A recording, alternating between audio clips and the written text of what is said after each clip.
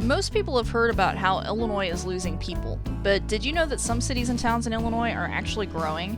It's surprisingly true. I combed through the census data and found the 10 places with the largest population percentage increase in the state of Illinois, so here they are. Number 10. Waterloo. Waterloo is a small town in southwest Illinois that is not only gaining population but also wealth. The median household income grew from $65,445 in 2017 to $68,911 in 2018. The estimates from this year project that the income has grown again to approximately $70,534. The unemployment rate is only 2.5% compared to the state average of 5.3% and the national average of 4.7%. With a higher than average income, the poverty rate is low as expected. It sits at 4.6%, which is significantly better than the Illinois rate of 14% and the national rate of 15.1%. When people earn more money, they're better equipped to own a home, which can be seen in Waterloo. 74.5% of the residents own the home they live in. The median home price is $177,900, which is a little bit higher than the Illinois average, but it's below the national average of $184,700. The overall cost of living is 5% below the national average. There is also very little crime in this town. In the last year reported, there were 13 violent crimes and 73 property crimes, so the chance of being the victim of a crime is only 1 in 122. The crime rate is 68% below the national average, and all of this helps to explain why the population grew 6% from 9,982 in 2010 to 10,578 in 2019, for an increase of 596. I can't say for certain whether the growth is from people moving from other parts of the state or from elsewhere, but I do know that the average commute time for workers is 29.6 minutes. That tells me that the people who live in this town work in St. Louis, but they prefer small town living. Number 9. Shiloh. Shiloh is another town in southwest Illinois, not far from St. Louis. The residents in this town have an average commute time of 25.9 minutes, so it looks like they're also working in the city. That might explain why the town grew 8.2% from 12,557 in 2010 to 13,586 in 2019, for a net increase of 1,029 residents. The median home price is $214,500, and 77.7% of the homes are occupied by homeowners, which makes sense when you consider that the median household income is $80,271, which is 47% above the national average. The unemployment rate is only 3.6%, and the poverty rate is low at 6.42%, which is well below the national average of 15.1%. The crime rate is also low. Shiloh reported 22 violent crimes and 159 property crimes, so the crime rate is 47% below the national average. The chance of being a victim of a crime is 1 in 73. Number 8. Columbia. Columbia is yet another town near St. Louis, so this is starting to be a trend. The crime rate is 35% below the national average, so the chance of being the victim of a crime is 1 in 60.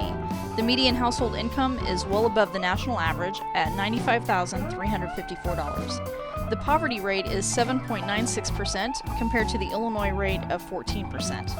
The median home price is $198,100, and 81.7% of the homes are occupied by the homeowner. The few who do rent pay an average of $785. During the last decade, Columbia's population grew by 8.4% from 9,698 in 2010 to 10,513 in 2019, for an increase of 815 residents. Number 7. Washington.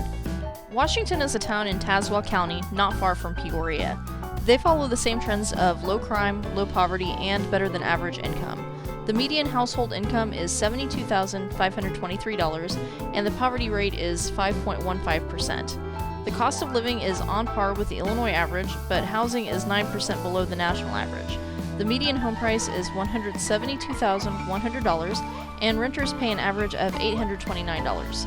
Crime in Washington is 49% below the national average, so the chance of being a victim is only 1 in 77. In 2010, Washington had 15,231 residents. Since then, they have added 1,285 residents for an 8.4% increase to 16,516 in 2019. Number 6, Champaign. Champaign is located in east central Illinois, and it's a little different than the other cities on this list. They have grown 9.4% in the previous decade. They went from 81,246 people to 88,909 for an increase of 7,663, but it wasn't because the city was doing well. The median household income is below both the state and national averages at only $47,502. 26.3% of the people live below the poverty line, so people don't move there to make more money. The main draw of this city is the University of Illinois is located there, so people come for a degree and then stay. You can see this in the housing market. 53.2% of people living in Champaign rent. For those who do buy a home, the median home price is $155,000. The city also isn't very safe. Violent crimes are 79% above the national average. The last data reported had 7 murders listed, as well as 440 assaults, so that's fun. Number 5, Morris. Morris is a town that's about 60 miles southwest of Chicago. The population in 2010 was 13,639. In 2019, it was 15,053, so the town has grown by 10.4%, or 1,414 residents. The median household income is $62,726, which is above average. The poverty rate is better than the national rate at 13%, but that could be improved. Their unemployment rate is 4.3%. The cost of living is 1% above the national average, and the median home price is about $10,000 above the national average at $195,000. Morris is a safe town with the violent crime rate 72% below the national average. Only 16 violent crimes and 238 property crimes were reported in the last data compiled by the FBI. That puts the chance of being the victim of a violent crime at 1 in 925. Number 4, Chatham. Chatham is a small town outside of the state capital of Springfield. It has a low crime rate, it's 70% below the national average. In the last year that was reported, Chatham had 18 violent crimes and 82 property crimes. That's in a town of 13,008 people, which was a 10.9% increase from the 2010 census when the number reported was 11,732. The cost of living is on pace with the national average.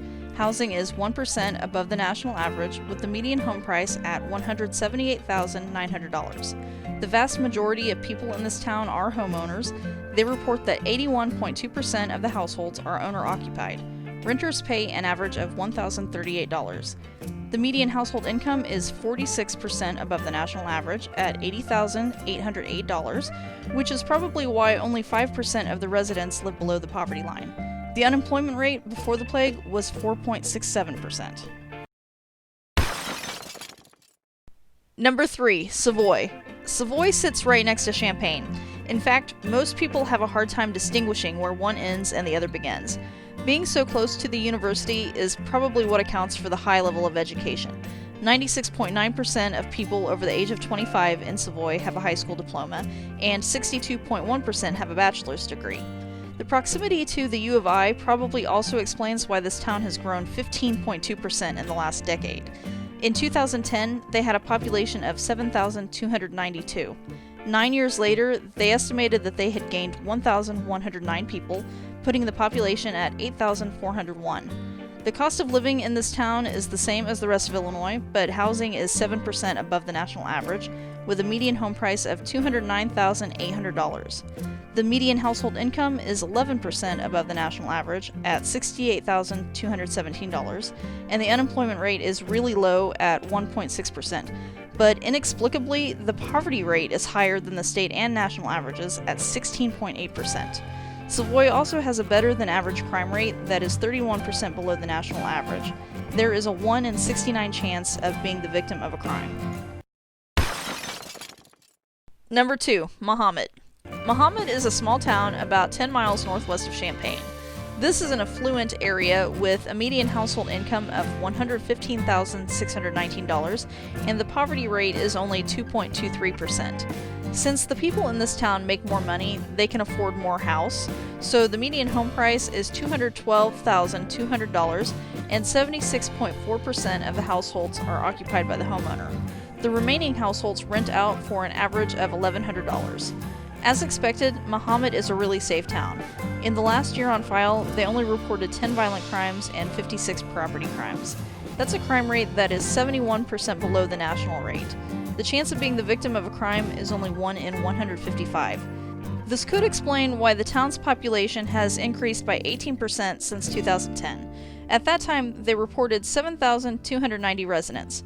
2019 estimates put the population at 8,605 for an increase of 1,315 people.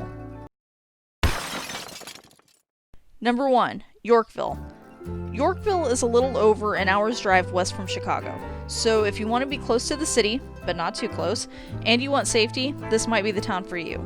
The crime rate is 57% below the national rate. They only reported 18 violent crimes and 200 property crimes. That's with a population of 20,613, according to the 2019 estimates. This is a population increase of 3,663 people from the 2010 census, which had 16,950 Yorkville residents listed. That's a 21.6% increase. The cost of living is 7% above the national average, but it is better than Chicago's, which is 10% above the average. Housing is 21% above the national average, with the median home price at $233,100. However, the median household income is also well above average at $95,180. Their poverty rate is about 1/3 of the national rate at 5.35%. Yorkville also ranks as being safer than 76% of cities in the U.S. The crime rate is 57% below the national average, and there is only a 1 in 91 chance of becoming a victim. It's easy to see why people are moving to Yorkville. Basically, what we're seeing here is that people want to be close to Chicago, St. Louis, and Champaign, probably for work, without having to deal with the issues related to larger cities like crime, poverty, and a high cost of living. It makes sense that these towns are pulling residents from other places in the state. If you live in one of these towns, leave a comment letting me know if you moved there, and if so, what area you came from. I'm curious as to whether people are coming from other states and ending up there, or if this is all internal migration. There will be future videos related to Illinois' migratory patterns, so if you are interested in that kind of thing, consider subscribing and ringing the notification bell. If you liked this video, don't forget to hit the thumbs up.